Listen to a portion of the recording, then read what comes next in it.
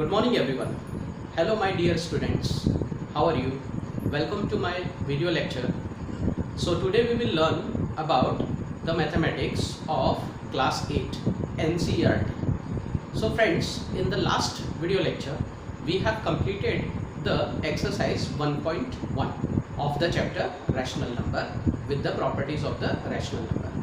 In this video lecture we will learn that how to represent the rational number on the number line. As you know that number line on which we can show the different types of integers, positive integers, 0 and negative integers. All type of number we can represent on the number line. So today we see that how the rational number is represented onto the number line. So for that we have to learn the method how to represent the rational number on the number line. So we start with the exercise 1.2 in which we will attempt the question number 1. Right? What is the question number 1? Represent these numbers on the number line. I hope कि आपने number line जो है lower standard में भी 6 या 7 standard में भी पढ़ा होगा और उसका मैं तरीका यहाँ पर आपको सिखाऊंगा. ठीक है, तो यहाँ पर आपको क्वेश्चन नंबर 1 और क्वेश्चन नंबर 2 दिया हुआ है. यहाँ पर हमारे पास दो रैशनल नंबर है. So first we will take 7/4. 7/4 एक रैशनल नंबर है जिसमें 7 न्यूमरेटर है, 4 जो है वो डिनोमिनेटर है. तो सबसे पहले ऐसे क्वेश्चंस में क्या करना होता है, हमको यहाँ पर 7/4 नंबर लाइन पे कहाँ आएगा ये अभी हमको पता नहीं है. तो सबसे पहले हम क्या करेंगे, इस नंबर को हम रफ पेपर पे डिवाइड करके देख लेंगे. सपोज मैं 7/4 को डिवाइड करता हूँ. सपोज आई डिवाइड 7/4, तो मुझे जो नंबर मिलता है वो ये मिलता है 13/4. यानी कि मैं 7/4 को इस तरीके के मिक्स फ्रैक्शन के फॉर्म में भी रिप्रेजेंट कर सकता हूँ. तो इस नंबर को देखने से हमको ये पता पड़ जाता है कि एग्जैक्टली 7/4 जो होगा वो कहाँ पर रिप्रेजेंट होगा, यानी कि उसकी लोकेशन कहाँ पर होगी. तो इससे ये पता पड़ता है कि ये जो नंबर है वो 1 से बड़ा है और 2 से छोटा है. और इस बात का सीधा सा ये मतलब है कि ये नंबर लाइन में 1 और 2 के बीच में आएगा. 1 और 2 जो है वो पॉजिटिव इंटीजर्स है, या इसको हम पॉजिटिव नंबर्स भी बोल सकते हैं. राइट, और पॉजिटिव नंबर जो होते हैं वो हमेशा नंबर लाइन पे 0 के राइट हैंड साइड में होते हैं. तो हमको इस नंबर को राइट हैंड साइड में, 0 के राइट हैंड साइड में नंबर लाइन पे शो करना पड़ेगा. और किसके बीच में शो करना पड़ेगा, 1 और 2 के बीच में. अब सवाल ये उठता है कि 1 और 2 के बीच में तो बहुत सारे रैशनल नंबर आ सकते हैं. तो हमारा यहाँ पर जो नंबर है 7/4 उसकी एग्जैक्ट लोकेशन क्या होगी.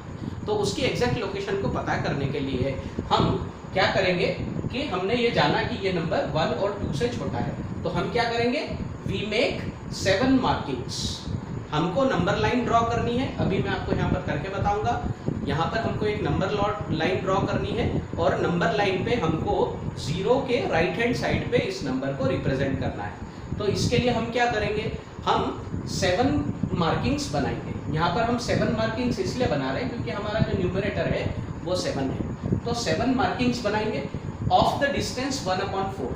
1/4 दिस इज द डिस्टेंस, यानी एक नंबर, एक मार्किंग और दूसरे मार्किंग के बीच में जो गैप होगा, जो डिस्टेंस होगा वो 1/4 का होगा, 1/4 यूनिट का होगा.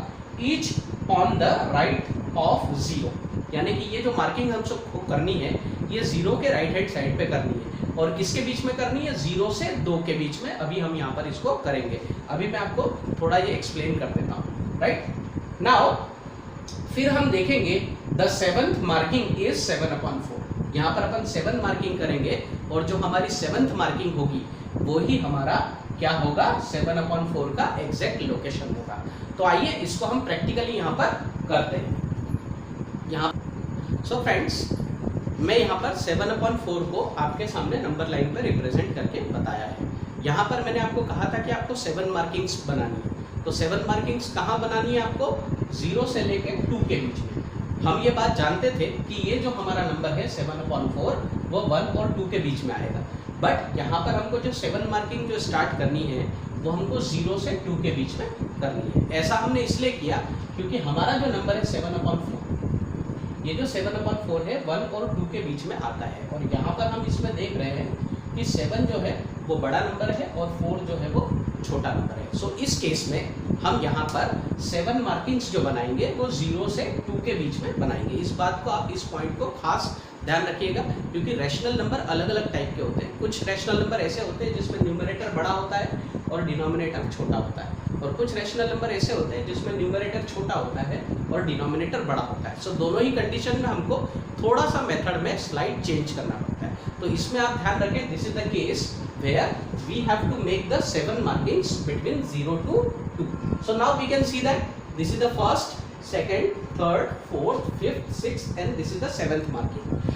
7th मार्किंग होने के बाद आपको नंबर को, जैसे हमारा यहाँ पर डिनोमिनेटर 4 है, तो हमको यहाँ पर सबसे पहली मार्किंग पे 1/4 लिखना है। 1 is representing the first marking, 2 is representing the second marking, third marking, fourth marking. अब यहाँ पर आप देख रहे हैं 4/4, 4/4 it can be cancelled out. तो 4/4 का सीधा मतलब होता है this is the location of 1 on to the number line. Now the 5th marking, 6th marking and 7th marking. So we can say that the 7th marking is 7/4. So you can see that how easily we can represent the given rational number onto the number line. So I hope friends कि ये आपको method बिल्कुल आसान लगी होगी और आपको समझ में आई होगी। Now we go to the next fraction of the same question.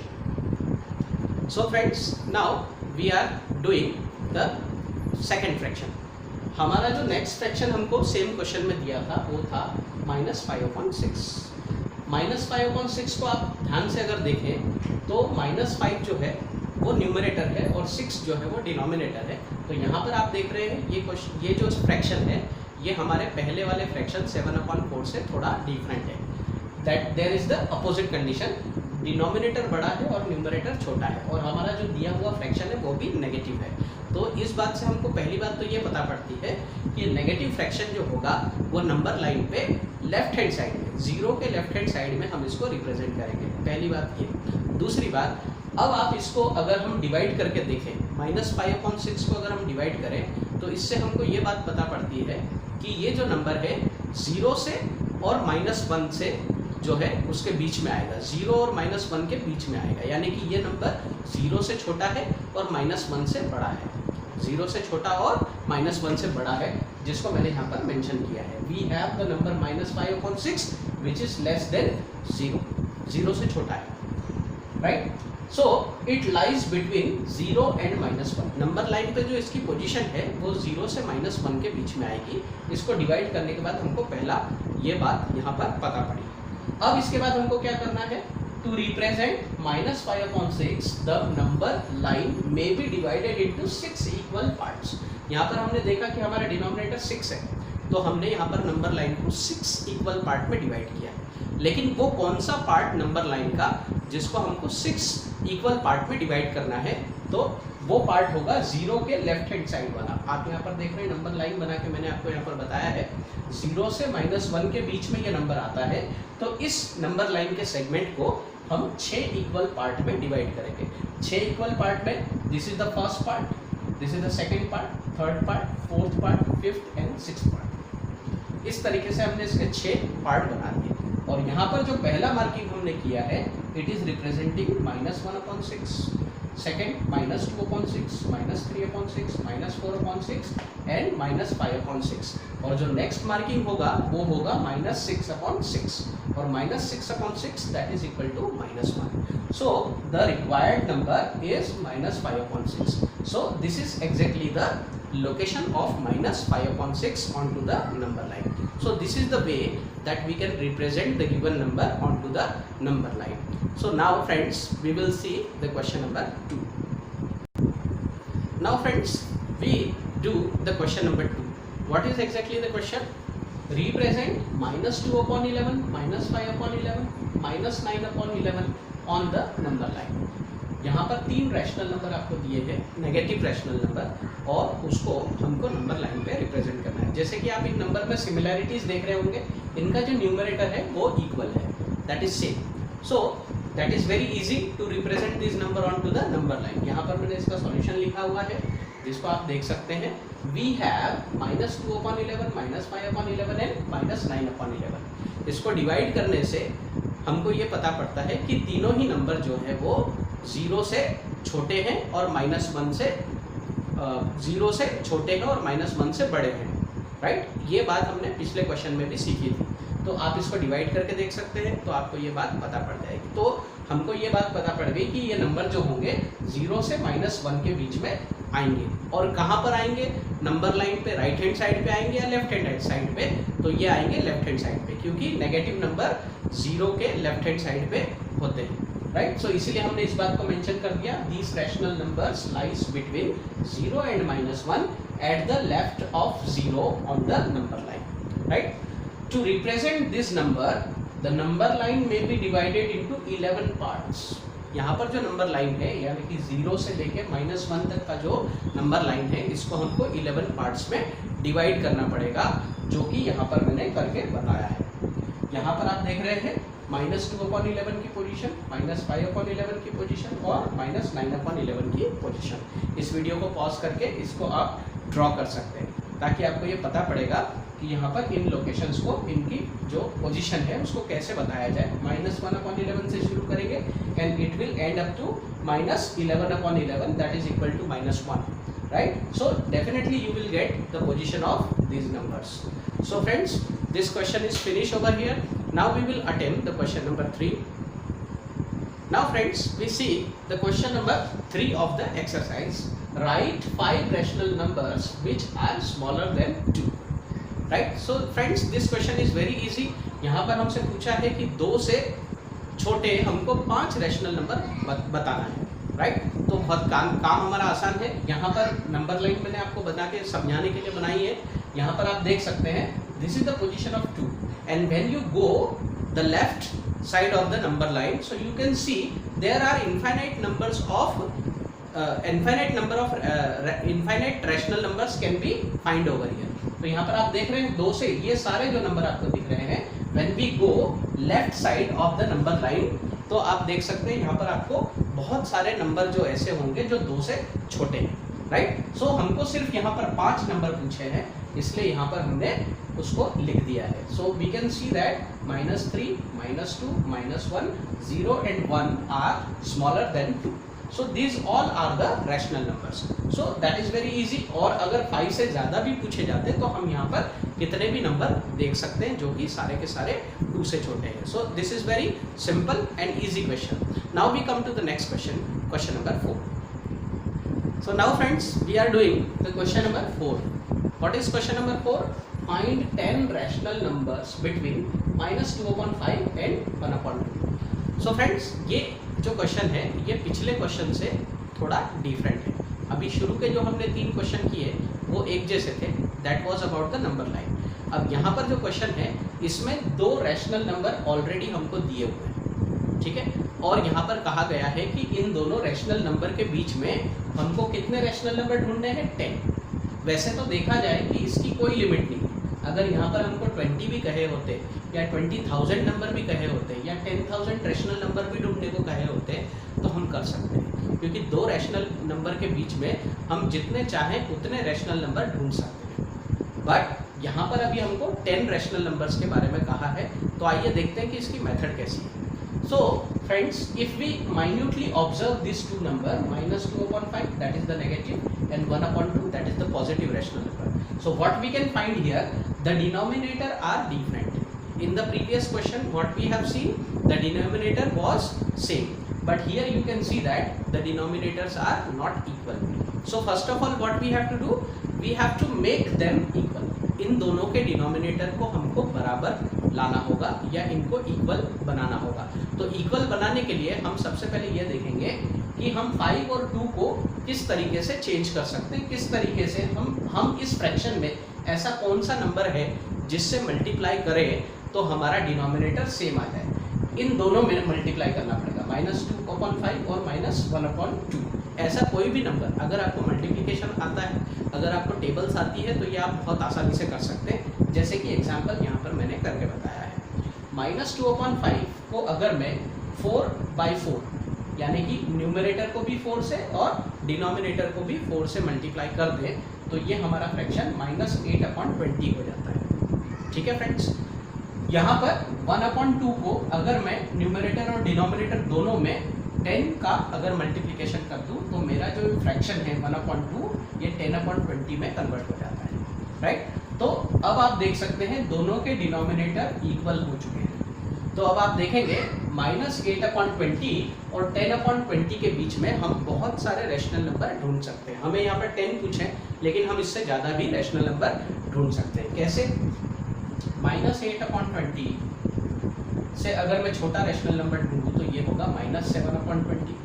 मुझे डिक्रीजिंग ऑर्डर में जाना होगा -6/20, -5/20, -4/20, -3/20, -2/20, -1/20।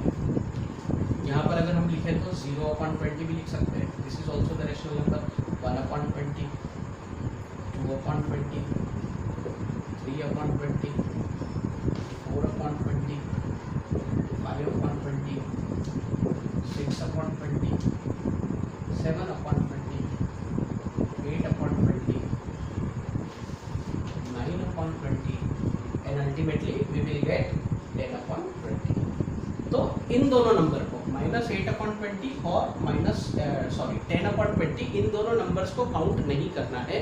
बाकी इसके अलावा, क्योंकि इन दोनों के बीच में पूछा हुआ है, यहाँ पर हमको जो दिए हुए फ्रैक्शन है यानी कि -8/20 और 10/20 इसको काउंट नहीं करना है। इनको छोड़ के हमको बाकी के 10 रैशनल नंबर को यहाँ पर सिलेक्ट करना है। तो यहाँ पर आप देख रहे हैं 10 से ज़्यादा रैशनल नंबर आपको यहाँ पर दिख रहे हैं। तो इन 10 से ज़्यादा जितने भी रैशनल नंबर आपको दिख रहे हैं, इनमें से कोई भी रैशनल नंबर आप सिलेक्ट करके इसको आंसर में लिख सकते हैं। तो आप देख रहे हैं यहाँ पर अप्रॉक्सीमेटली 1 2 3 4 5 6 7 8 9 10 11 12 13 14 15 16 एंड 17। यहाँ पर हमको 10 कहा गया था, लेकिन हमने 17 रैशनल नंबर यहाँ पर ढूंढ लिए। तो आप आंसर में इन सभी रैशनल नंबर्स में से कोई भी 10 सिलेक्ट करके आंसर में लिख सकते हैं। सो देखा फ्रेंड्स, आपने बहुत ही आसान क्वेश्चन था। सिर्फ यहाँ पर हमको ये बात ध्यान देना है कि दोनों के डिनोमिनेटर्स को बराबर करना है। ठीक है friends, so I hope you understand this question. Now we come to the next question. So friends, we do the question number 5. What is the question number 5? Find 5 rational numbers between 2/3 and 4/5. 2/3 और 4/5 ये दो rational number है जिसके बीच में आपको 5 rational number ढूंढने हैं।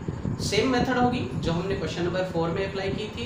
यहाँ पर आप देख सकते हैं दोनों डिनोमिनेटर जो है that is not equal, so first we make it equal.